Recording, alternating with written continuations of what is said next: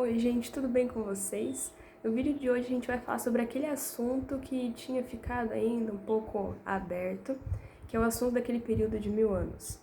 Vimos que lá em Apocalipse, no capítulo 20, versículo 6, diz: Bem-aventurado e santo é aquele que tem parte na primeira ressurreição, pois sobre estes não tem poder a segunda morte, mas serão sacerdotes de Deus e de Cristo e reinarão com ele durante 1000 anos. Então nós, amém? Nós, os salvos, quando estivermos com Jesus no céu, nesse período de 1000 anos, nós vamos reinar com Cristo e nós vamos ser sacerdotes de Deus. E a morte não vai ter poder mais sobre nós. E o que nós vamos fazer lá? Lá em Apocalipse, no capítulo 20 também, no versículo 4, diz: Então vi uns tronos e aos que se assentaram sobre eles foi dado o poder de julgar. Os salvos, eles vão ter autoridade para julgar. Mas o que isso significa? Significa que lá, os salvos, eles vão ter a oportunidade de ver por que pessoas que tinham tudo para estar no céu, que parecia muito que estariam no céu, por que elas não vão estar lá? Nós vamos entender o que essas pessoas fizeram, que demonstraram que elas não aceitaram a salvação de Jesus, e nós vamos ver que Deus é justo e que a pessoa realmente rejeitou a salvação, talvez pelas suas ações ou por algum pecado que ela não quis abrir mão por causa de Jesus. E como que vai ficar a terra aqui? Porque a gente sabe que os mortos salvos vão ressuscitar, vão subir para os céus, as pessoas que estavam vivas, que eram salvas, vão para o céu, e as pessoas que rejeitaram a Jesus vão morrer. E como que vai ficar a terra? Lá em Jeremias, no capítulo 4, versículo 23 a 26, descreve como que vai ficar a terra. Observei a terra, e eis que era sem forma e vazia, também os céus, e não tinham sua luz. Observei os montes, e eis que estavam tremendo, e todos os outeiros estremeciam.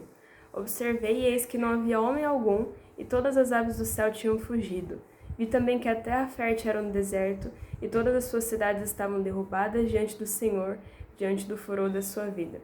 Então a terra ela vai ficar sem forma e vazia. Interessante que é igual o relato que descreve como que era a terra antes da criação. Um abismo sem forma e vazia. Não vai haver pessoas vivas, vai ficar cheio de pessoas mortas e todas as construções, as cidades, tudo que tinha antes, vai ser tudo destruído. Mas quem que vai ficar na terra? Será que alguém vai ficar vivo aqui na terra? Sim, lá em Apocalipse, no capítulo 20, versículo 1 ao 3, diz um pouco sobre isso. E vi descer do céu um anjo que tinha a chave do abismo e uma grande cadeia na sua mão. Ele prendeu o dragão, a antiga serpente, que é o diabo e Satanás, e o amarrou por 1000 anos. Lançou-o no abismo, o qual fechou e selou sobre ele, para que não enganasse mais as nações até que os 1000 anos se completassem. Depois disso, é necessário que ele seja solto por um pouco de tempo. Ou seja, durante esses 1000 anos, aqui na terra vivo só vai ficar Satanás e os seus anjos. Aqui diz, no versículo 2, que o dragão, Satanás, vai ficar preso, amarrado. Mas isso é um sentido simbólico, tá? Significa que como vai estar todo mundo morto, e o que Satanás tem mais prazer é de tentar os outros, de enganar, ele não vai ter ninguém para tentar durante os 1000 anos, porque vai estar todo mundo morto. Então eles vão ficar aqui, ele e os seus anjos vão ficar aqui durante 1000 anos sem ter nada para fazer. Depois disso, lá também no capítulo 20, do versículo 5 ao 7, 5 ao 7, a gente vê o que vai acontecer depois do período de 1000 anos. E diz: Mas os outros mortos não reviveram até que os 1000 anos se completassem. Essa é a primeira ressurreição.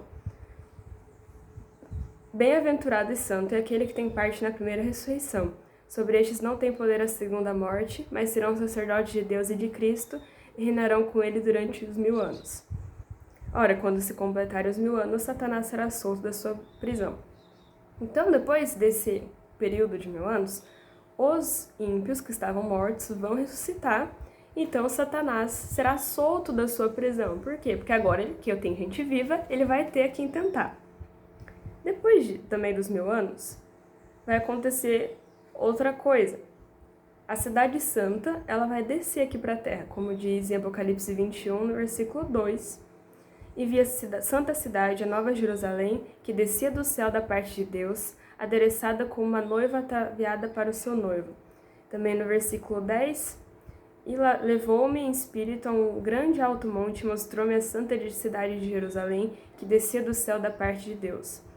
Também em Apocalipse, no capítulo 20, versículos 5 e 7, que nem a gente viu no tópico anterior.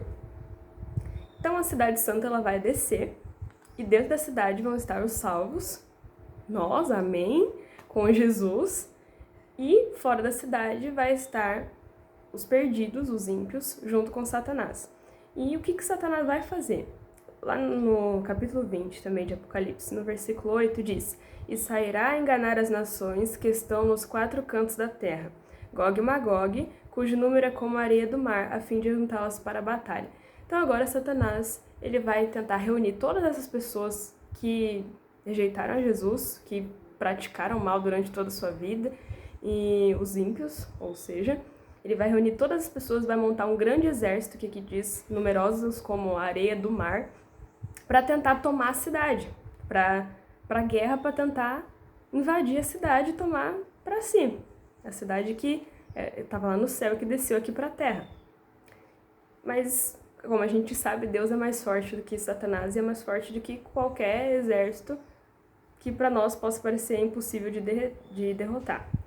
Em Apocalipse, no capítulo 20, versículo 9, diz: E subiram sobre a largura da terra e cercaram o arraial dos santos, ou seja, a cidade santa, e a cidade querida, mas desceu o fogo do céu e os devorou. Também em Mateus, no capítulo 25, verso 41, que diz: Então dirá também aos que estiverem à sua esquerda: Apartai-vos de mim, malditos, para o fogo eterno preparado para o diabo e seus anjos.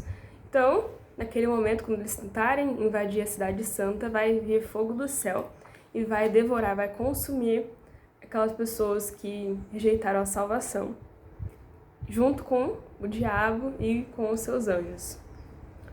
Nossa, mas a gente pode pensar, né, como que Deus vai destruir as pessoas, né? Como que Deus pode fazer um negócio desse? Nunca foi plano de Deus de destruir as pessoas. Deus, ele sempre quis nos dar vida, ele quis nos salvar. Porém, as pessoas, elas fazem as próprias escolhas delas, né? Ele diz lá em Ezequiel, no capítulo 18, versículo 23, Tenho eu algum prazer na morte do ímpio, diz o Senhor Deus? Não. Desejo antes que se converta dos seus caminhos e viva? E também no versículo 32, Porque não tenho prazer na morte de ninguém, diz o Senhor Deus. Convertei-vos, pois, e vivei. Deus, ele quer nos salvar, porém as pessoas, elas têm livre-arbítrio, elas podem fazer as próprias escolhas. E um dia, Deus, para devolver a perfeição original que tinha antes do surgimento do pecado, para acabar com o mal, com todo o sofrimento de uma vez por todas, ele vai ter que destruir o mal, destruir o pecado, e isso inclui também as pessoas que escolherem ficar do lado do mal. Então, que nós possamos fazer parte dos salvos, que escolheram o bem, que escolheram aceitar a salvação de Jesus. Então é isso, que Deus abençoe vocês e até o próximo vídeo.